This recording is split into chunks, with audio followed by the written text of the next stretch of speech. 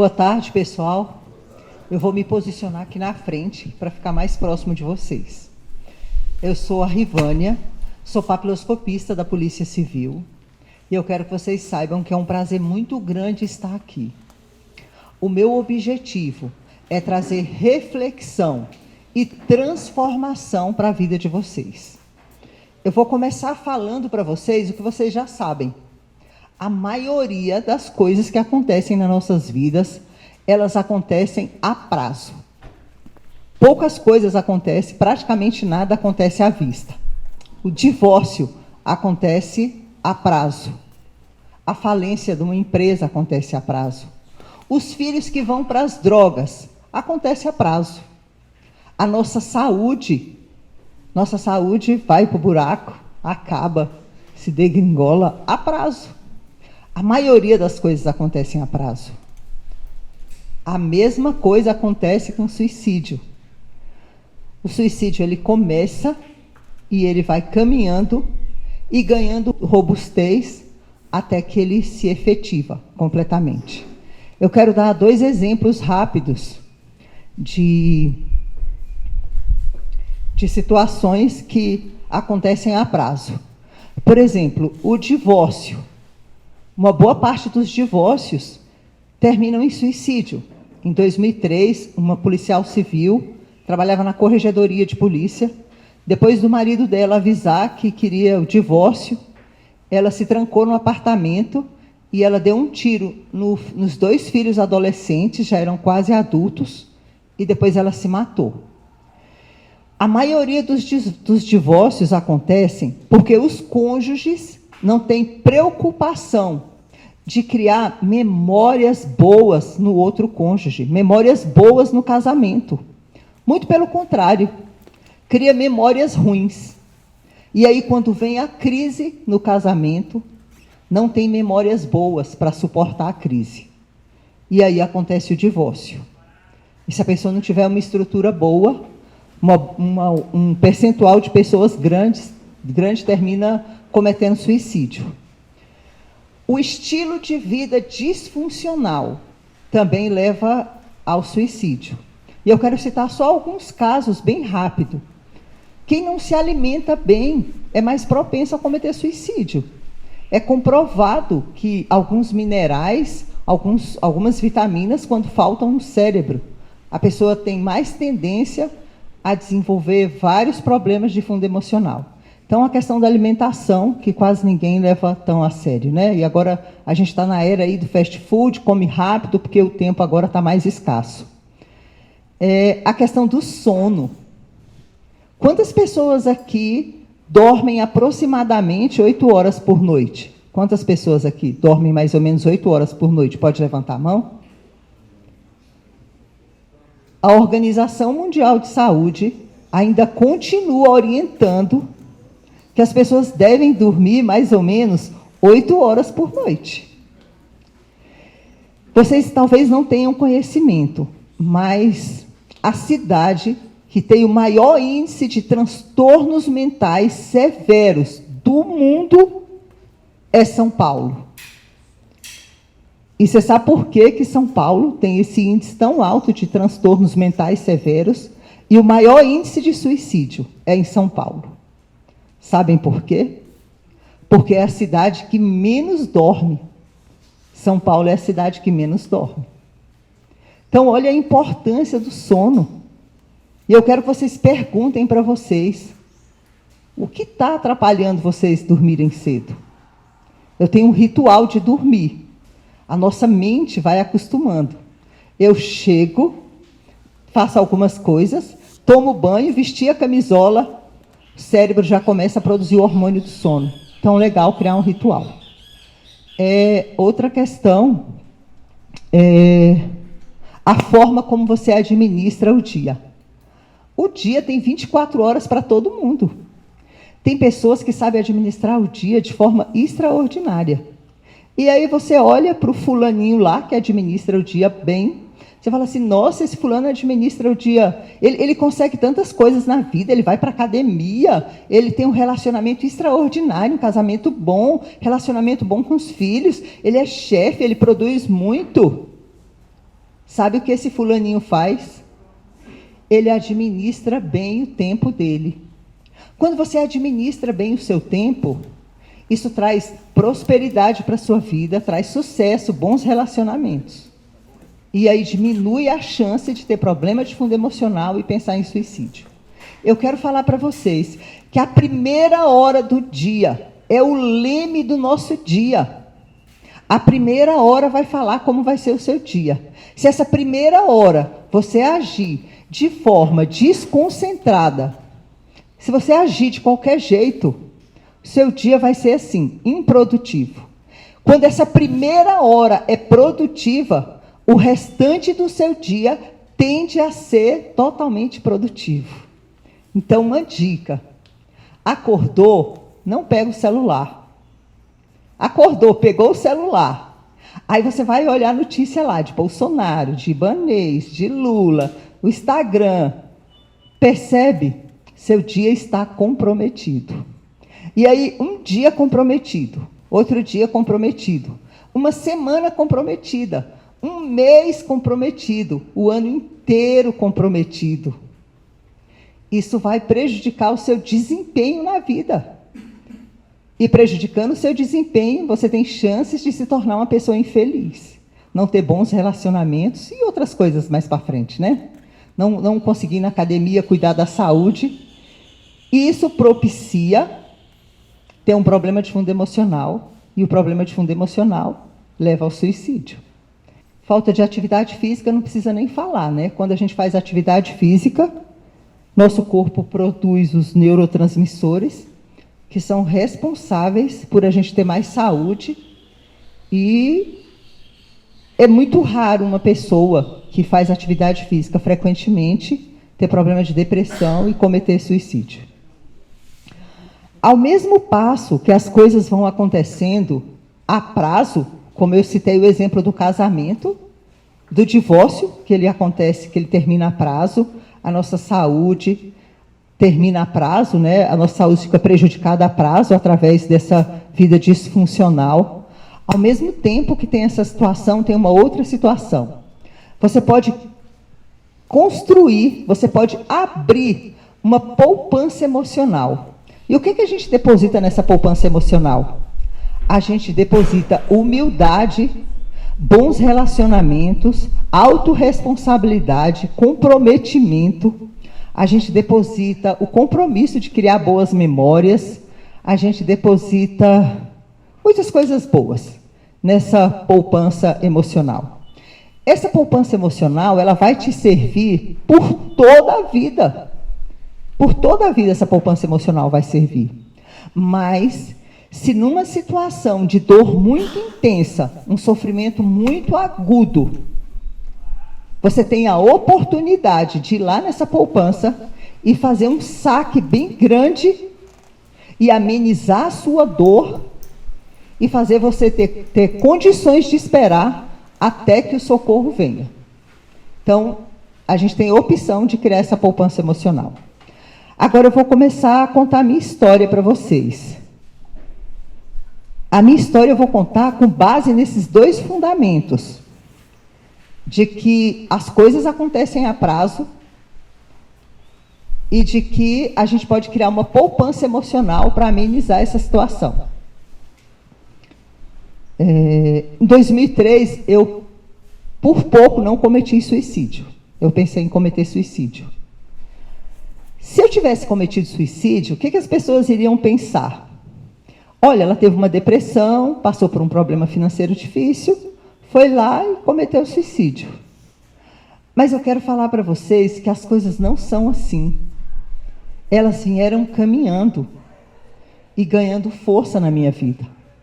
Eu vou contar para vocês, então, as situações que eu vivi e que elas foram contribuindo para que em 2003 eu pensasse em cometer suicídio, tá? Eu vou enumerar para a gente não se perder e para ficar mais claro. Vamos lá, número 1, então. Quando eu era criança, eu morava aqui em Brasília com meus pais, criança pequenininha mesmo, antes dos 5 anos. Meu pai era zelador de um prédio, e a minha mãe fazia bolo para vender para todo mundo no prédio. A minha mãe ia muito no Bandeirante fazer compras, e ela levava meus 2 irmãos mais velhos para ajudar a trazer as compras. Então, de manhã, ela acordava meus 2 irmãos mais velhos, e ela acordava também a minha irmã, que mamava no peito. E eu ficava lá, embaixo do lençol, sem ser lembrada, sem ser chamada.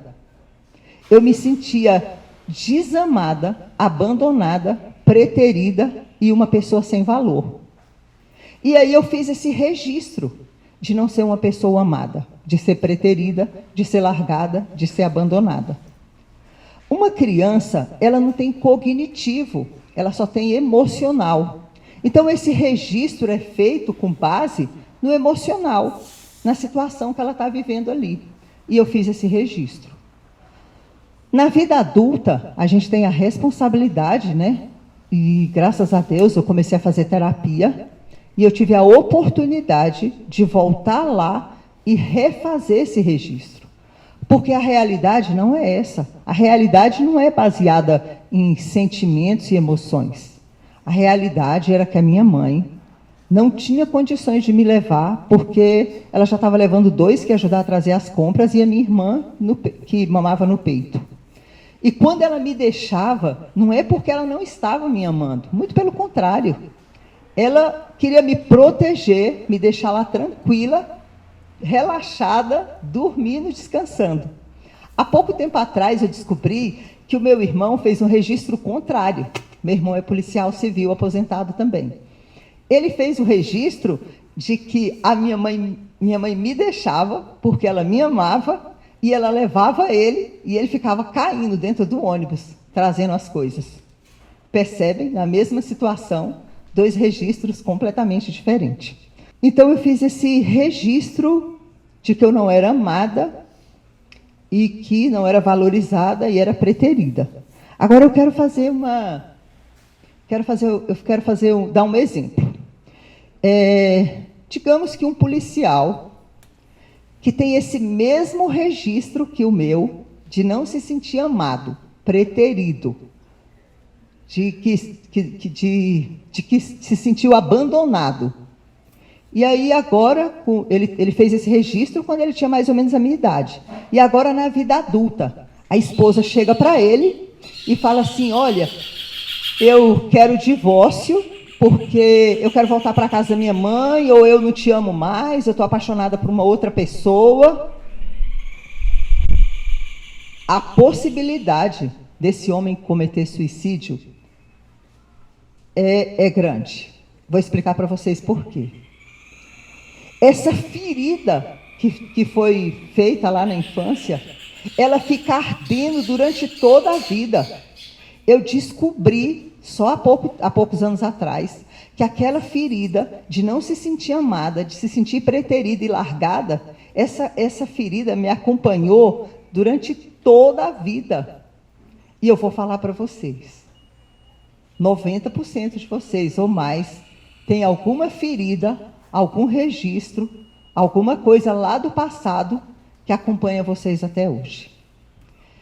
E então a chance desse policial ir lá e resgatar toda aquela dor de se sentir largado, abandonado, não amado e preterido, e ele puxa aquela dor de lá e ele junta com essa dor do presente, gente, vira uma explosão, porque eu fiz isso várias vezes, em várias situações do presente, em que eu me senti preterida, que eu me senti largada, abandonada, qualquer situação que tivesse o mesmo sentimento, o mesmo DNA, daquela dor lá do passado, me fazia voltar lá, e aquela dor vinha com a mesma intensidade, se juntava à situação do presente e virava uma coisa muito grande. Então, a chance desse policial vir a cometer suicídio é muito grande. E as pessoas vão falar assim, ele cometeu o suicídio por causa da situação atual. Gente, foi muito mais por causa da situação de abandono do que por causa da situação atual. Eu vivi também alguns fatos muito traumáticos na minha vida, sabe? Eu perdi uma irmã, ela tinha 18, eu tinha 20 anos. Depois meu irmão passou por uma situação muito difícil, por um problema, ele sofreu um acidente e ficou entre a vida e a morte, era como se fosse meu filho, que era meu irmão caçula. Depois eu tive um parto normal, de 9 meses, de uma criança morta. Já falei que eu perdi a minha irmã, né? Minha irmã que era meu referencial. E depois eu perdi o meu pai. Esses fatos traumáticos, que muitas vezes a gente não para elaborar, para resolver, para viver, para conversar, eles vão ficando acumulados na nossa alma. É como se fosse uma pancada, sabe? Uma pancada no emocional, e ela vai ficando ali. Então, esse foi o fato número 2, né? Que me levou a pensar em cometer suicídio em 2003. Depois eu passei por um problema muito grande de solidão. Tem um livro que o autor fala que suicídio é o crime da solidão. Gente, solidão é uma coisa muito grave, é muito sofrido. E a pior solidão é aquela que você se sente sozinho de você mesmo. Porque tem pessoas, eu tenho amigas que não são casadas, mas elas não sofrem tanto com a solidão, porque é como se elas se bastassem. Elas criaram uma estrutura, mas tem pessoas que não são assim não, que elas sofrem da solidão. E mesmo quem não tem cônjuge, quem não tem companheiro, gente, é muito importante fazer uma rede, construir uma rede de amigos. É muito importante participar de um clube. Eu participo do Clube do Livro, junto com o Arthur. Eu participo de reuniões da minha igreja. Eu tenho ótimos relacionamentos lá no meu condomínio. É muito importante. Gente, a solidão é um dos maiores motivos de dor e de sofrimento do mundo. Então, é bom que a gente comece a cuidar disso agora. Eu vejo que uma boa parte das pessoas aqui são da minha idade. É muito importante gastar tempo com amigo. Porque se você não gastar tempo com amigo, na hora que você precisar, ele não vai estar lá, não. Gasta um pouco de dinheiro também. Compra um vinho, compra um bacalhau e chama um amigo para ir na sua casa. É muito importante. Eu tinha esse problema de solidão, esse registro de não me sentir amada, de me sentir largada, preterida. E aí eu casei com um homem que veio a confirmar isso. Meu marido era uma pessoa completamente ausente. Ele trabalhava de segunda a sábado, ele saía de casa às 6 horas da manhã, chegava às 8, 9 da noite. Antes de me casar, eu morava com a minha mãe, e era uma casa extremamente movimentada, cheia de gente. A gente tinha um comércio lá dentro do mesmo imóvel. E aí eu me casei com um homem ausente e fui viver uma situação de muita solidão. E isso trouxe muitas sequelas para a minha vida, essa questão da solidão. Eu quero falar para vocês que esse registro que eu fiz na minha infância, de que eu era uma pessoa não amada e preterida, com o passar do tempo, a gente cria um caminho neural. A gente fica tanto com aquilo na cabeça, eu não sou amada, eu sou preterida. E aí você cria esse caminho neural e você começa a procurar situações que venham a comprovar isso. E aí foi isso que aconteceu. Eu só encontrava e só via no meu marido situações de abandono, porque eu havia criado esse caminho neural. E fazendo esse caminho neural, avançando mais um pouco, se torna um vício. Você começa a ficar viciada de não se sentir amada. Igual tem homens que têm o vício de serem maltratados pela esposa. Eles saem de um relacionamento que eles são maltratados e ele entra em outro relacionamento que eles também são maltratados. Então, isso vai se tornando um vício. E outro dia eu vi uma neurocientista falando uma coisa que eu achei muito forte. Ela disse que o seu cônjuge deposita na sua boca o veneno, a droga que alimenta o seu vício. Gente, eu achei isso muito forte. Quando eu falo que você termina atraindo uma situação que você não se sente amada, porque você tem esse vício e criou esse caminho neural, não quer dizer que o seu cônjuge não te ama, não. Pode ser que ele não te ame.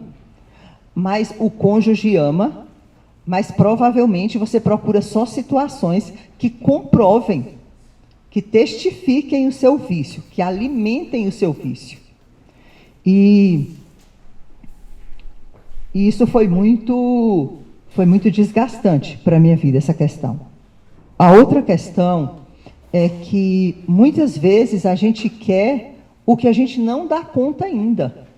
Não quer dizer que você não vai dar conta mais para frente, não. Mas no momento você não dá conta ainda. Eu quero contar um fato que aconteceu que se mistura um pouco com o anterior. Eu morava na Ceilândia e eu tinha uma casa e eu vendi essa casa porque eu estava terminando uma casa que eu tinha comprado na Rua 1 da Vicente Pires, lá em frente ao Jockey, que é onde eu moro até hoje. Só que o dinheiro que eu vendi a casa não foi suficiente. Não foi suficiente para terminar a casa. E eu fiquei numa situação bem complicada. Fiquei numa situação complicada financeiramente. Aumentou a minha questão de me sentir sozinha, porque lá era um condomínio pequeno e eu não conhecia praticamente ninguém. E eu coloquei a minha família numa situação difícil e fiquei endividada, fiquei compromissada. E isso me causou um estresse muito grande. Isso foi mais ou menos por volta de 2002. Então, não quer dizer que você não tem que querer as coisas que são difíceis, não. Mas que você tem que querer o que você dá conta. O que você dá conta no momento. Agora, eu quero que vocês imaginem. Imagine uma mulher que durante a sua vida inteira não se sentiu amada. E ela, para confirmar isso, ela se casou com um homem completamente ausente. E essa mulher, decorrido algum tempo, ela perdeu a irmã.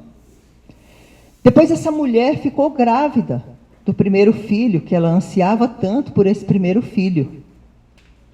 Quando chegou nos 9 meses de gestação, essa mulher descobriu que o bebê estava morto. E ela teve que ter o parto normal da criança morta, mas no dia seguinte, porque os médicos deixaram, ela passou a noite inteira com o bebê morto na barriga, e o parto normal só foi induzido no dia seguinte. Essa mulher também tinha uma filhinha de 2 anos e meio, e ela amava muito essa filhinha, a ponto que a filhinha dormia com ela na cama. E um dia ela acordou, e essa filha estava tendo uma crise de epilepsia. Mas ela não sabia que era uma crise de epilepsia, era de madrugada. E ela enfiou o dedo na garganta, achando que a criança estava morrendo, engasgada com alguma coisa. Não tinha nada. Ela fez massagem cardíaca, ela fez respiração e nada. Depois de alguns segundos, a crise de epilepsia passou. E quando a crise de epilepsia passa, o corpo fica quase parado, porque o esforço é muito grande, então dá uma parada para recuperar. Nesse momento, essa mulher pensou que a criança estava morta. E ela levantou essa criança e ela sacudia, e ela falava: Deus, por favor, não leva a minha filha, Senhor Jesus. Não leva a minha filha. E o outro filho do lado gritava, achando que a menina tinha morrido. Em determinado momento, o pai olha e percebe que tem um pouquinho de pulso. E aí os dois saem correndo de madrugada para levar essa filha para o hospital. Como se não bastasse isso, nesse mesmo ano e passado alguns meses, o pai dessa mulher vem a óbito. Depois ela faz uma manobra que ela prejudica a família toda e coloca a família numa situação difícil. E ela se sente culpada por isso. E ela fica amargurada. E toda essa situação fez com que ela pensasse em suicídio. Ela pensasse que o mundo não estava mais bom para ela. Era problema demais. E a dor da angústia, da depressão, era muito grande nessa mulher. E ela pensava em suicídio. Mas ela pensava assim: eu não posso deixar os meus filhos. Quem vai cuidar dos meus filhos? O mundo está ruim para mim. Quem vai cuidar? Vai ser ruim para eles também. Então ela pensou em matar o menino que tinha 6 anos na época, matar a menina, que tinha 3 anos na época, e depois se matar.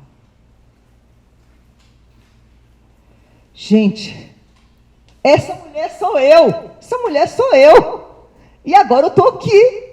Eu estou aqui graças a Deus. Eu estou aqui graças a Deus. Eu estou aqui também graças à minha poupança emocional que eu fiz, que eu puxei dela. Eu puxei da minha poupança emocional os motivos para estar aqui agora. E eu quero compartilhar com vocês o que tinha dentro da minha poupança emocional que me fez estar aqui agora. Então vamos lá, vou numerar novamente. Primeiro foi a minha fé em Deus.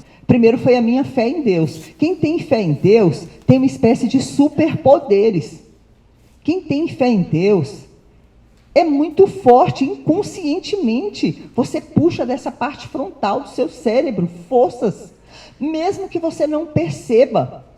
Mas quem tem fé em Deus puxa uma estrutura forte para não sucumbir nos momentos difíceis. A minha fé em Deus foi muito importante. Outro fator importante foi o casamento forte. Aí vocês vão falar assim, gente, mas como assim? Se ela reclamou que o marido era ausente, agora ela está falando que tinha um casamento forte? Sim, tinha um casamento forte. Mesmo meu marido sendo ausente, que isso foi um fator muito ruim, o casamento poderia ser mais forte. Ele produzia memórias boas em mim e memórias boas nos meus filhos. A gente combinava, todo final de ano, a gente sentava e a gente elaborava os nossos projetos juntos. Gente, a gente se tornou muito próspero. Hoje, graças a Deus, a gente tem uma condição financeira boa, a gente não depende só dos nossos salários, porque a gente tinha essa questão de crescer juntos. Meu marido, ele era um cara extremamente ausente, mas tudo que ele trabalhava era para dentro de casa. Ele não saía com os amigos para beber. Então, isso fez com que ele produzisse boas memórias em mim. E o meu casamento foi um casamento forte. Então, isso foi uma das coisas que me ajudou bastante. Outra coisa, agora indo para o terceiro, né? Outra coisa que tinha na minha poupança emocional são bons relacionamentos. Gente, para ter... esqueci de falar do casamento. Uma parte importante. Meu marido é mineiro. Gente... Pensa no mineirinho bom de cama. Isso também ajudou bastante, né? O sexo era bom, isso é importante. Sexo é importante. E então, agora a gente está indo para o terceiro, que é muito importante a gente ter bons relacionamentos. Sabe o que atrapalha a gente ter bons relacionamentos? É porque a gente não quer aceitar as pessoas como elas são. Gente, quem nasceu jaca... Pode ser uma jaca melhorada, mas não vai ser pera. E a gente quer transformar o nosso cônjuge, a gente quer transformar o nosso amigo de trabalho, a gente quer transformar a pessoa do nosso lado. Isso dificulta os relacionamentos, você não vai ter bons relacionamentos, causa sofrimento para você e causa sofrimento para quem está do seu lado. Então, uma questão muito importante, ter bons relacionamentos, e a base e o fundamento é aceitar as pessoas como elas são. Outro fato muito importante é ter amigos genuínos. Lembra que eu falei para vocês? Amigos genuínos tem que gastar um vinho. Quem aqui toma vinho? Quem toma vinho? Gente do céu, tem tanto lugar que a gente consegue comprar vinho barato. Na Super Adega tem algumas promoções, no Oba tem promoção. Agora eu estou aprendendo a tomar vinho, eu estou me sentindo chique agora, porque é muito bom. E aí, então, para ter amigos genuínos, você tem que gastar tempo, você tem que ligar, você tem que ajudar para você ser ajudado também na hora que você precisa. E agora eu quero contar para vocês o dia que eu decidi acabar com a minha vida. Era dia 24 de dezembro de 2003. E veio uma angústia, gente, uma dor muito forte. E essa angústia não era pela situação atual. Essa angústia, ela começou lá na minha infância, de se sentir uma pessoa sem valor, uma pessoa não amada. E ela veio se juntando às situações traumáticas que eu passei, e veio se juntando a todas as coisas. E em 2003, era uma dor muito forte. Era uma dor assim insuportável. Gente, não é frescura, não é falta de Deus, não é o que as pessoas falam por aí, é real. É uma dor muito forte. Em 2002 eu comecei a sentir alguns sintomas e eu negligenciei e não procurei o psiquiatra. E eu aconselho, teve primeiro sinal de uma tristeza muito grande, uma ansiedade muito grande, procura logo o psiquiatra. Tem medicamentos bons hoje, você faz um tratamento de 1 ano, 2 anos, fica zerado. E aí 2002 começou, 2003 deu uma piorada. 2003 foi quando aconteceu essa situação com a minha filha, que eu achei que ela tinha morrido. E foi quando também meu pai morreu, 2003. Então era 24 de dezembro de 2003, uma angústia e uma dor muito grande. E eu corri e eu fiz um saque grande, um saque inconsciente. Esses saques são inconscientes, eles ficam guardados aqui na parte frontal do seu cérebro. Eu fiz um saque inconsciente.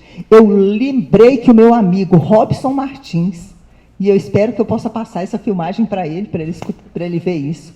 Eu lembrei que meu amigo Robson Martins já tinha trabalhado com médicos, ele era policial também, mas ele tinha essa referência de já ter trabalhado com médicos. Liguei para ele, eu tive a confiança que ele ia me ajudar. Ele me falou, olha, eu falei, eu estou com uma dor muito grande e eu quero acabar com a minha vida agora. E na hora eu nem pensava mais em Sara e Caleb, porque a dor e a angústia era muito grande. E ele falou, fique calma, que eu vou te ajudar. E aí ele ligou para o Dr. Emerson, que tem uma clínica até hoje lá em Taguatinga, isso foi em 2003, e era véspera de Natal, e o Dr. Emerson falou, pode mandar ela aqui que eu vou atender. O Dr. Emerson me atendeu, e eu quero falar para vocês que um remédio que chama Rivotril, não sei se vocês conhecem, foi feito por Deus, porque na hora ele já me deu umas gotinhas de Rivotril, e aquela dor, aquela angústia já foi se dissipando. Ele me medicou, e eu procurei depois um psiquiatra e me firmei nessa questão com o psiquiatra, porque o Dr. Emerson não era psiquiatra oficial mesmo. Hoje eu estou aqui, tenho o maior prazer em ajudar as pessoas. O Regis já me chamou pela 2ª vez, já tem um compromisso com a esposa dele, e é extraordinário. Hoje o Caleb tem 25 anos, graças a Deus ele está vivo, né? Por pouco. Hoje ele tem uma empresa de pagamentos de débitos de veículos. Essa empresa já está no Brasil todo. Ele é o CEO dessa empresa. E hoje ele tem quase 200 funcionários. E você sabe, isso não importa. O que importa é o sonho do Caleb. O sonho do Caleb é ajudar pessoas. Ele ama a ideia de ajudar pessoas. Então ele quer ajudar as pessoas a puxar de dentro delas o melhor, se tornar empresários e empreendedores, assim como ele é. A Sara também tem 21 anos, está vivinha da Silva, ela está no 8º ano de medicina, e o sonho dela é fazer uma medicina diferente.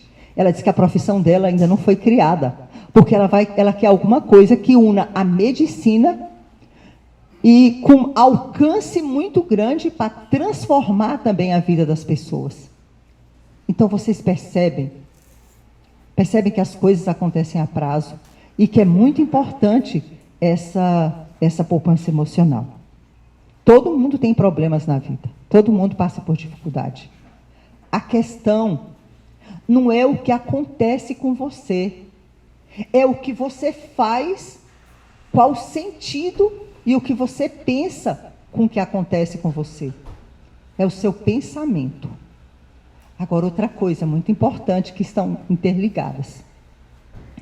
Agora que você tem consciência que as coisas acontecem a prazo, eu imploro que daqui para frente vocês tenham uma vida com consciência, sabendo a direção que a vida de vocês está indo, qual a direção que a minha vida está indo, porque você pode ser surpreendido lá na frente, pensar que a sua vida está seguindo um rumo, está seguindo uma direção, e lá na frente você vê que o rumo é outro, e que a direção é outra. Então você tem que viver com compromisso, você tem que ter autoridade sobre a sua vida, você tem que cuidar do seu dia a dia, você tem que ter responsabilidade com a sua esposa, com a sua saúde, você tem que ter responsabilidade com o seu cônjuge, você tem que ter responsabilidade com você mesmo. Gente, foi um prazer. Deus nos abençoe.